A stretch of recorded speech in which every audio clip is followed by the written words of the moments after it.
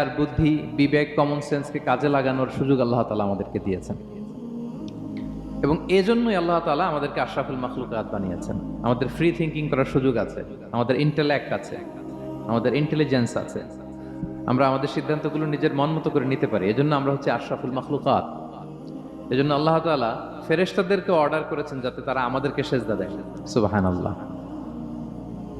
এই সেজদাটা আবার ইবাদতের সেজদা ছিল না, এটা ছিল অনারারি সাজদা, সম্মানসূচক সাজদা। ইবাদতের সেজদায় লুটিয়ে পড়া যায় একজনের সামনে। আওয়াজ করে বলুন তো তিনি কে? তো ফেরেশতারা যে সেজদাটা আমাদেরকে দিয়েছিল এটা ছিল অনারারি সাজদা, সম্মানসূচক সাজদা। তো এই বিচার বুদ্ধি, বিবেক বুদ্ধি এগুলোই আমাদেরকে পশু থেকে আলাদা করেছে। পশুর কিন্তু এই ইন্টেলেক্ট নাই, বিচার বুদ্ধির ক্ষমতাটা তাদের নাই। এজন্য পশু থেকে আমরা আলাদা এবং চিন্তা আর বিবেককে খাটানোর জন্য